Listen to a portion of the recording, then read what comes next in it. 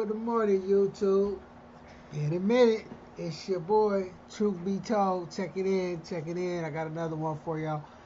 Man, I had to do one on this cat right here, man. Mr. High Go Seek ass. High Go Get It. Mr. Music Mogul himself. Had to make one for y'all, man. Check this cat out, y'all. 9 women accused Simmons of a wide range of misconduct, from vulgar language to assault to 4 instances of rape. What did he do? He raped me right up against the wall. Excuse my language. But that's what he did. I had to keep this secret. He showed up, naked wearing a condom, and tackled me to his bed while I screamed and fought and said no and cried. That's rape.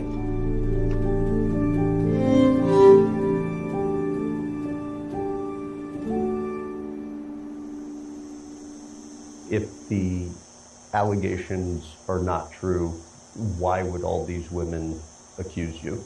I heard someone else say this, that I was quite frivolous. Look, there's a song by Houdini, I'm a hoe, I'm a hoe. 3 different girls after every show. Culturally, we thought that was the right way. And a number of sexual partners in compromising positions I put myself in is beyond anybody's imagination. You said you had more foursomes than most men have partners. Yeah, and that wasn't really that. I think it was cultural and silly and egotistic and sad and from an insecurity that feeds it, and a lot of reasons why we were that way. If you slept with as many people as I slept with, thousands, and we're talking about 6 people. There were like 20, right? I mean, that ranged from I spoke assault poorly. to You mean rape to, that's not, no. Yeah. I spoke poorly to 15 of them. I mean, 12 of them. I spoke poorly all the time. I'm a Def Comedy Jam guy. I was crude. So how many compromising situations was I in? And if you call that person and say, can you help me help these other women, then you can get them to tell a story and reimagine a story. And I'm not here to say what they were thinking, but I can simply tell you that I was in so many compromising situations that people can have a recollection from 30 or 40 years ago. And it can be different from my recollection. And it could be one where there was perhaps collaboration. If you had more foursomes than most guys had once, could someone leave and feel hurt? Could someone leave and feel they wish they hadn't? Could someone reimagine a story out of thousands of people? Could someone want notoriety in a market where people thirst for fame, even infamous? Could someone who just came out of jail and want to sue you because they had an experience and they can reimagine it just a little bit different? And could you be vulnerable enough to accept it? I took 9 lie detector tests. People don't know that. 9 separate. 7 from the chairman of the Polygraph Association. 1 for each of the serious accusations. 1 for when someone said, for instance, I was violent. One person said that. I've never been violent. Took that. 1 for I apologized. I never apologized about assaulting anyone. But if 2 people say it, because one said it and me too, and the second person said it, then I took a test for it. 3 hours per test by 2 polygraph examiners. 1 that I've never done this to anyone, and 1 I've never done to each individual. Some people say that they're not accurate, but if they're 94% accurate, I did 9 of them. It's pretty clear that I don't believe it. I even asked what if I believe it, but it's not true? He said, your subconscious will get you. I said, I don't know how true that is, but that's what was told to me by the chairman of the Polygraph Association. He was filmed, by the way, talking about this, so there's footage available. No one in the mainstream would cover that. Why do you think that is? There's a narrative. Which is what? That we don't want to go backwards. We want to believe with it. But women and celebrities may be in some cases a little different. But we don't want to not believe women. We have to believe women. We have to give them the benefit of the doubt, but we can't demonize people without proof either. Twitter cannot make a decision. I've never spoken to a policeman. I've never spoken to a judge about anything. So who's the judge and the jury here? Maybe you haven't lived in the real world. It's gray. You know, no one's intentionally hurt anybody. It's a big difference. No one pushed anybody in. Being pushy is different from pushing someone. It's very gray. Rape is a strong allegation in some of these stories, or that you pinned women down. I mean, like, bad stuff, you know, either happened or it didn't, right? Yeah, well, you know, it's a serious word, but I think they've changed the meaning. How so? Because I've never been violent to anybody. The rape is a violent crime. So it isn't very serious. Somebody jumps out of bushes and rapes somebody, it's different, I think. So it's a different kind of recollection. I mean, so I don't think anybody's saying I'm violent. Of course, I've been insensitive. But I certainly I've never been forceful in any of my relationships. All of what I've had has been consensual. What errors in judgment do you think you made, looking back?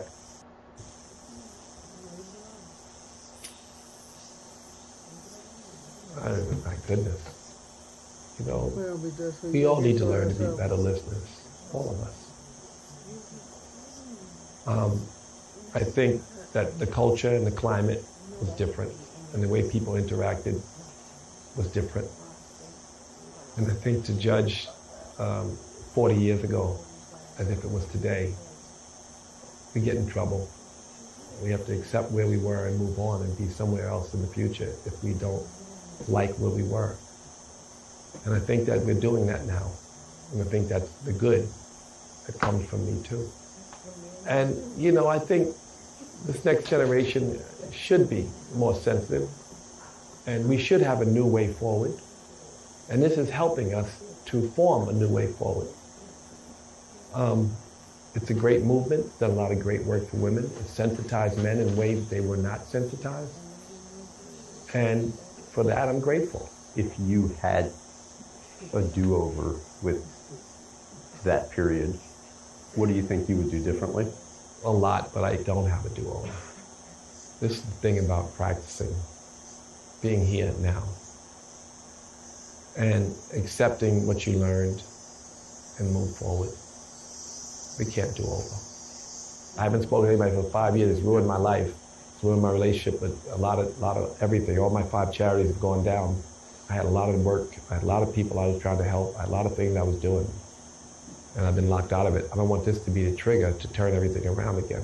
At some point, somebody's going to ask you about this, so why not do it in a controlled environment where Is it you control? Are give you your going thoughts? to Graham? No. All right, So, well, let's go. Explain why November 23 is an important month for you. Oh, well, you know, they've had a year, the accusers, to sue me, and I haven't been sued. But I kind of believe that a lot of stuff's been the media. First of all, 40-year-old stories are quite, you know, quite hard to prove, I guess, but in civil suits, maybe not.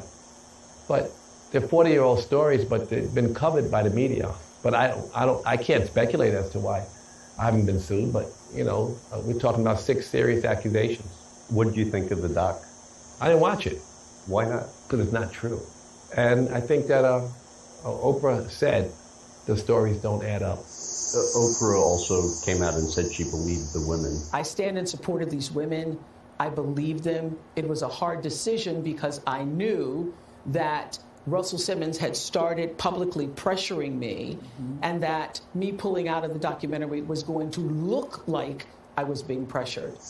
How do you square the two? Well, in terms of her, she said she believed women, but if you want to call Oprah, I can give you her number. She made a movie about some women, and then made it very public that she was making the movie and that she made the movie, and then she walked away. She has not come back in support. Isn't she a supporter of black women or not? You should call her. She will not defend those women. Those black women that she said she supported, she will not defend them. She cried on the phone to multiple witnesses that she didn't even know, because she learned that hurt people,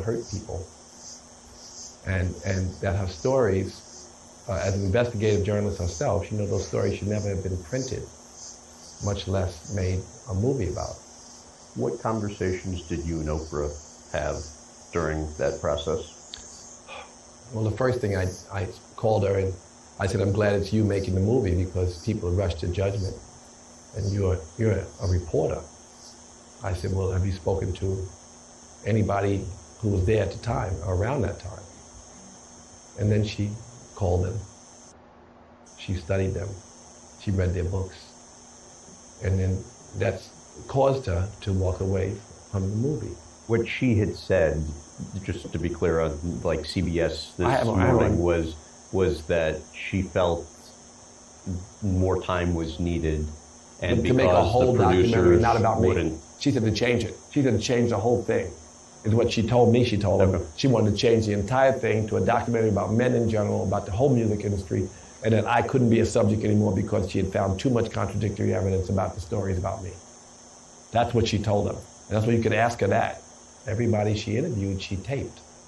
She taped about 20 witnesses. Those tapes are available.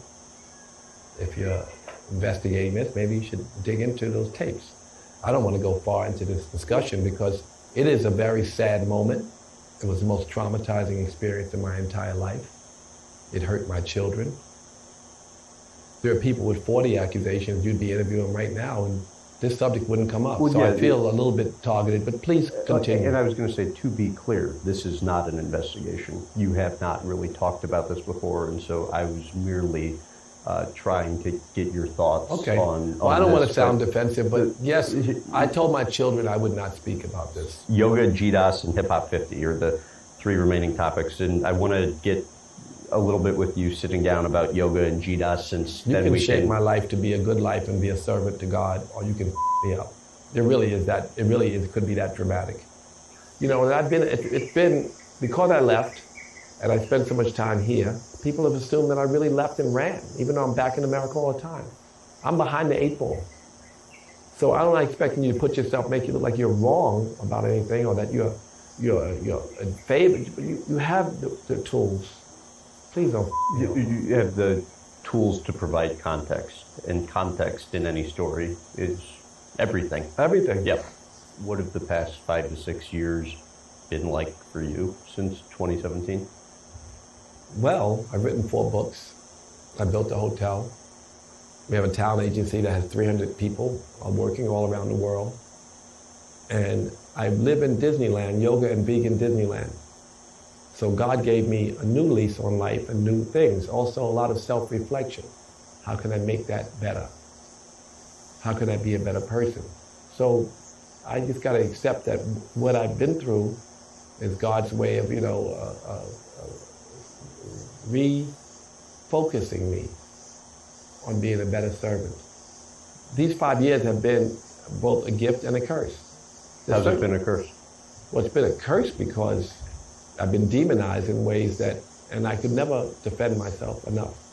There's no way you can defend yourself. So for me, I have to accept the scar that they've demonized me in ways that I don't see myself and people who know me don't see. And at the same time, I accept responsibility for having been insensitive. I've been a lot of things. Never intentionally hurt anyone. I know people are hurt, but I didn't intentionally hurt anyone. And I was never told by anyone that such a thing occurred. People will decide whether you are a good or bad person, or bad or innocent or good, by their pain body and their experiences.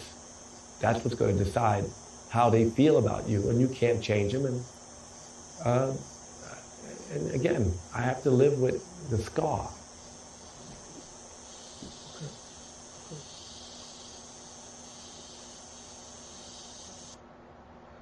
Y'all, don't forget to like and subscribe. You know me, I do a small deep dive. Tell me what y'all think about it. Don't forget to like and subscribe. Talk to me, man. Y'all know I talk back. Give me some likes too, man. Let's get them likes up, man. Fuck with your boy. Exposing him for mistreating the family and lying about his finances. But he was saying to the guy, like, I'm so rich, I got this and I got that, and I'm this and that.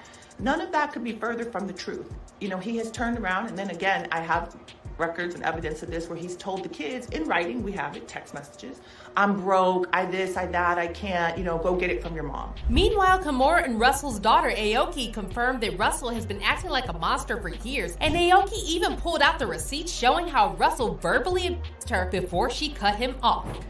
He has called me names, he has called us all house of bitch, he has called us terrible things. All because I wouldn't take his side in a lawsuit. Fans are now saying that authorities need to investigate Russell for not just what he did to his family, but also for the numerous other crimes that he allegedly committed. More context. Other than this recent allegation from his ex-wife and his daughters about abuse and harassment that they have faced from him, he has also been accused of essaying and harassing multiple women within the music industry. The whole situation is more messy than you can imagine, so let's break it down. Now, meanwhile, I have been financially carrying this person probably for the last at least 10 years. Myself and my ex-husband. Again, this is all proven with receipts, so whatever somebody doesn't like what I'm saying, we can talk about it, we can come, we can open up our receipts. I love it, I love receipts. The allegations against Russell Simmons keep stacking up, and it's really insane how this man managed to gaslight the whole world into believing even that he's a top boss when his ex-wife Kimora has been financially supporting him for years. To give you some context, Russell's problematic behavior can be traced back decades, and the first major red flag is the age difference between him and Kimora. They first met in 1992 at New York Fashion Week when Russell was 35 and Kimora was just 17 and still a sophomore in high school. Of course, Russell later claimed that they didn't start dating until Kimora was 18, but who really knows? This man has been exposed for lying so many times that we really can't take his word for anything. Besides that, a 36-year-old man dating an 18-year-old girl may be legal, but it's problematic and disgusting. Anyways, after several years of dating, Kimora and Russell tied the knot in December 1998. Now, over the course of their marriage, they welcomed their two daughters, Ming Lee in 2000 and Aoki Lee in 2002. However, Kimora and Russell's marriage wasn't built to last, and in 2006, they announced that they were going their separate ways. Now, initially, the former spouses seemed to be on good terms, and Russell said in a statement at the time, Kimora and I will remain committed parents and caring friends with great love and admiration for each other. However, as soon as Kimora moved on in her love life, Russell's behavior changed and he reportedly started harassing her and their daughters. In February 2014, Kimora married banker Tim Leisner, and Russell couldn't stand it, so he tried to take revenge on Kimora by filing a lawsuit against her and Tim, alleging they stole stocks he had in the energy drink company Celsius. However, Kimora was able to prove Russell's allegations were false, and the LA Superior Court dismissed Russell's lawsuit and ordered him to pay over $100,000 in attorney fees to Kimora. And according to Kimora, this enraged Russell and he became even more vindictive and vicious towards her and their daughters. And now Kimora and the girls have had enough, and they're exposing all of Russell's evil doings, from his abuse to the way he lost his money. The recent drama started on Father's Day when Ming shared a throwback photo of her and Kimora and wrote Happy Father's Day. Shortly after, Russell shared a cryptic message on his stories, seemingly accusing Kimora of turning Ming and Aoki against him. The message on the photo read, "Stop telling fathers they should have fought harder to see their children and start asking mothers why he had to fight at all." Kimora was furious when she saw this because, as she later explained on an Instagram Live, she and the girls have been putting up with Russell's for years, and she's been supporting Russell financially the whole time. According to Kimora, Russell didn't even attend Ming and Aoki's recent graduation ceremonies, and yet he kept posting photos of the girls on his Instagram and acting like he was involved in their lives. Kimora also hinted at the alleged grooming she suffered and broke down while talking about how hard she tried to make things work with Russell for the sake of their kids. I was a very young, probably too young, bride. So I had these kids very early, and you guys know how much my family means to me, and you know how much my kids mean to me, and you guys know, all of you that know me absolutely know what kind of mother I am and what kind of family dynamic I have over here. I think it's very important for you all to know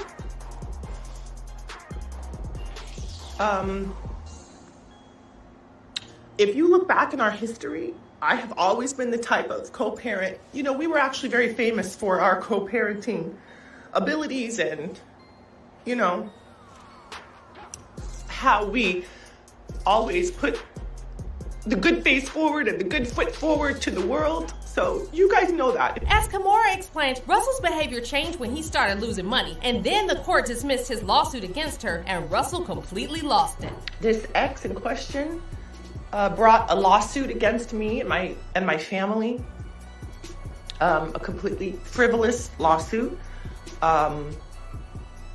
where he accused me of all kinds of crazy stuff like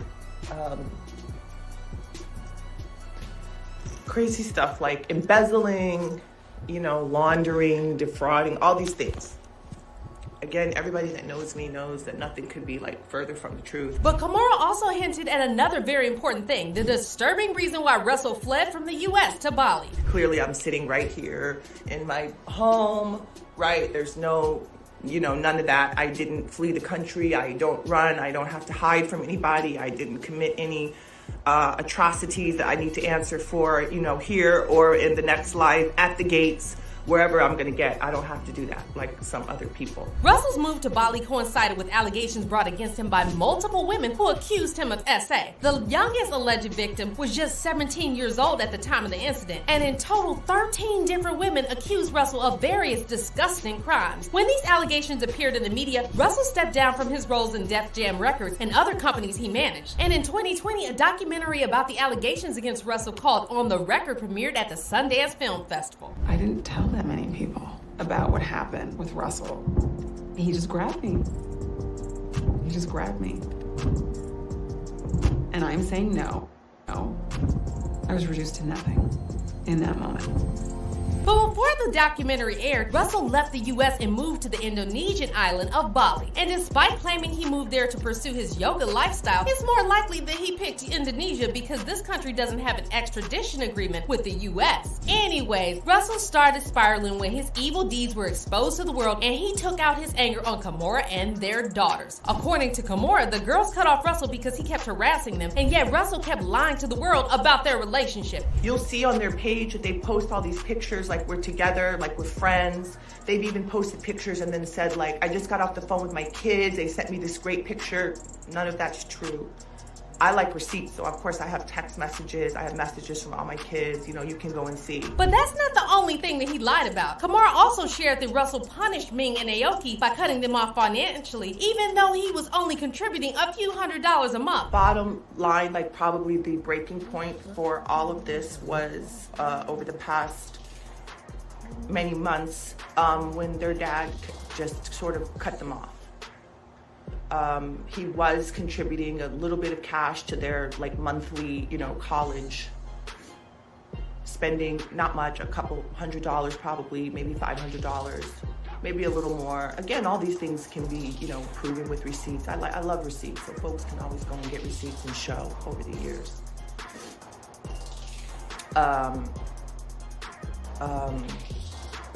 And so one day he just kind of cut the kids off. There was no more money coming in, no more allowance, quote unquote allowance. I think he probably did that just to double up the expenses on me, which is no problem. I stepped up, I did it. According to Kimora, Russell lied about his financial situation for years, and he convinced the world to look at her as a gold digger, when in fact she's been the main breadwinner, and she even continues supporting his lifestyle after the separation. But he was saying to the guy, I'm so rich, I got this and I got that, and I'm this and that. None of that could be further from the truth. He has turned around, and then again, I have records and evidence of this where he's told the kids in writing, we have it, text messages, I'm broke, I this, I that, I can't, go get it from your mom. Now, meanwhile, I have been financially carrying this person probably for the last at least 10 years, myself and my ex-husband. Again, this is all proven with receipts, so whatever, somebody doesn't like what I'm saying, we can talk about it, we can come, we can open up our receipts. I love it, I love receipts. But I've taken care of this person to the tune of many, many, many millions of dollars to help with their bills, their overhead, their companies that they run into the ground.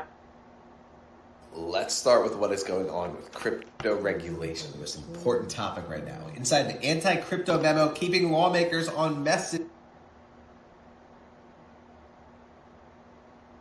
Ground, their unsuccessful bids, all of their stuff. Kimora shared that Russell even tried to shame Ming and Aoki for going to college and accused them of wasting money, and all of this left the girls completely traumatized.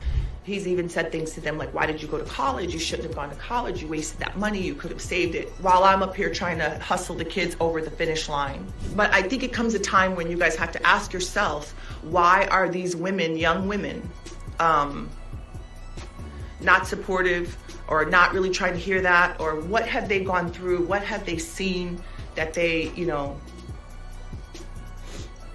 that has turned them off or that has put a bad taste in their mouth? And just when you thought it couldn't get any worse, Kimora later revealed in a series of stories that Russell even threatened her children's lives. "Leave my kids alone," Kimora wrote. This narrative of attacking the only caregiver, the only parent in the home with the kids, the mom, and the kids for one's own shortcomings and embarrassments is dead. Dead, dead. Kimora and Russell's daughter Aoki later confirmed that everything that her mom said was true, and she shared a muted recording of her FaceTime call with Russell looking crazy while screaming at her. Aoki also later went live to talk about how Russell terrorized the family for years, and she said he even called her and her sister disgusting names when they refused to take sides in his lawsuit against Kimora. Aoki revealed that she's been begging Russell to stop posting her and her sister on social media because she was scared the drama would affect her career, but he ignored all her requests. Aoki also later shared a text exchange with Russell showing how Russell told her that her mom is a piece of and complained about being literally broke. Now, as for fans, they are completely horrified, but not surprised by these allegations against Russell. "Are people seriously surprised by Russell Simmons' behavior?" one fan said. "Underneath all that love and light BS always hides the darkest, cruelest, and most vindictive people. The gaslighting, the spiritual bypassing, is very effed up." And another fan wrote, "I'm not surprised by Russell Simmons. He's always given me creepy grandpa vibes. That spirituality shit he pushes was not fooling me. It be them ones." But y'all like and subscribe.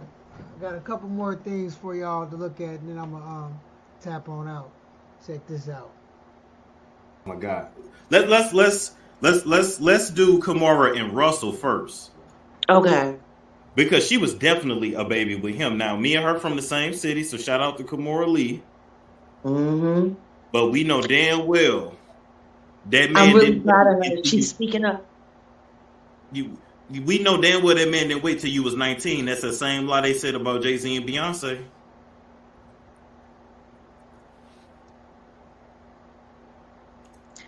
These men get to do whatever they want to do.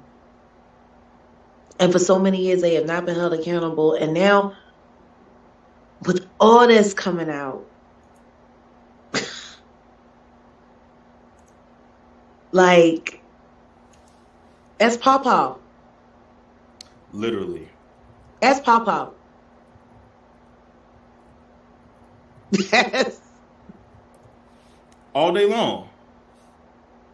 That's Pawpaw. Now, what they say on People is that Kimora, who met Russell as a high schooler, because y'all got to remember, she was actually attending McClure High School, and she was going back and forth between Florissant, Missouri, and Paris. Right? Yep. She met him during New York Fashion Week in 1992, married him in 98, divorced in 2006. So she met him in 92. So she was working with him before they got married, long before they got married. He had a hand in her modeling career when she was a teenager, and she was a teenager. It's the what I don't like about it is they do all of this wild shit and they're so brazen about it. And a lot of these things are done in plain sight, in plain view. But it's covered up because people are told to turn their heads. People are told to turn their back. People are told to mind your business, like I was told. You know what I mean? When I saw R. Kelly and I knew that those little girls' panties was in there, and they said, if you say anything, that's your career. Wow. You know, so it's so protected. Like, you know what I mean? The fuck shit is so protected. And the public just turns a blind eye. Or not even turns a blind eye, but doesn't see anything wrong. Because no one's saying how wrong it is in the backdrop. Exactly. She transferred to Lutheran North, but she went to McClure at first. Yep. Yeah. She lived in Summerwood condominiums. It was right across the street. Yeah. And it's wild because people don't realize that that was just the way, especially in Manhattan. Pretty girl, long legs, got a little bit of talent, got a little bit of smarts. If you're not the college type, then you're going into entertainment or you're getting married. And you have to marry well. Yes. Like, that's just most of these women, these young women that we're seeing, that's what they're taught. That's what they're taught. It's beaten to their head. It's beaten to their head at 14 years old. Which basketball player is getting the scholarship to Purdue? You know what I mean? Yeah, Like, you're right. Because I'm thinking of myself at 14, and I'm like, if I had dated somebody that was in their 30s, like, that's wild. Right. But like, you got to think about just in society, how we look at things and how we talk about things. How many little girls do we say, see these adult entertainers and they're looking at their pictures saying, I'm going to marry him. I'm going to marry him. That's who I want to marry. That's who I want to marry. These aren't boy banders that they're saying this about. They're saying this about grown ass fucking men. That's true. And nobody says that's inappropriate. Because a little girl shouldn't be lusting after a grown ass man. But it's the things that we sell. You look at Elvis Presley, Priscilla Presley. She was 14. Yeah. She was 14. And he was absolutely infatuated with her. Oh my God. Nuts over her. Upset. But they tell us he didn't have sex with her. He didn't touch her. Come on. Really? Come on. He bought the cow and he couldn't squeeze off some milk. Come on. Come on.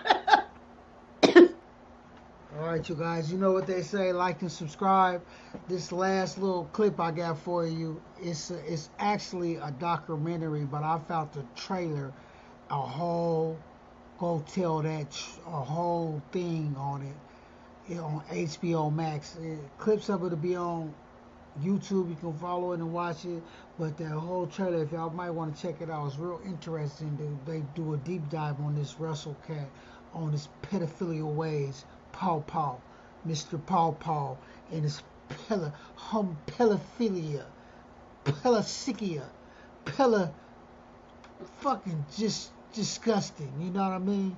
Kimura was that young, man. I'm gonna just leave this one off for y'all ear, man. Like and subscribe, man. Y'all know, man. Talk to me, man. Y'all know I talk back, man.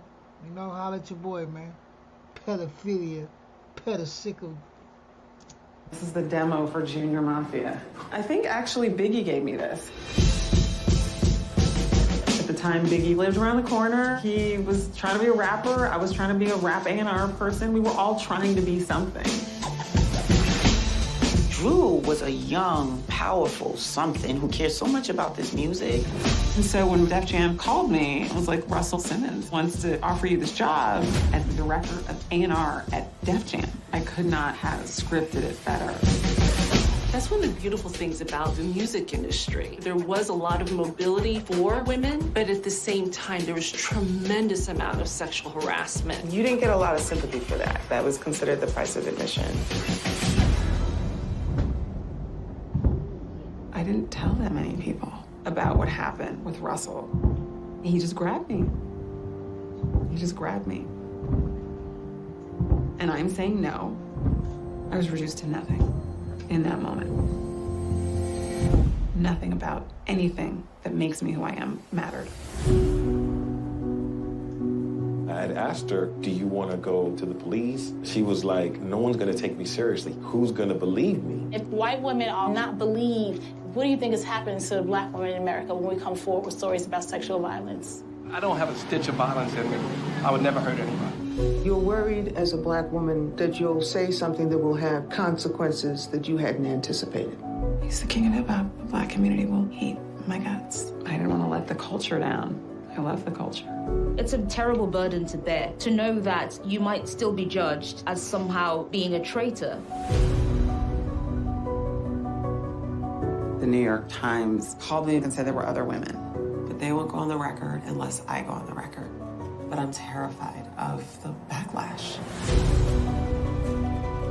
We need to be able to make sure that a broader group of women are introduced into the public consciousness. This is so emblematic of what happens to women routinely. It's a loss for all of us. It really, really is. I've been alone for 22 years. I thought it was just me.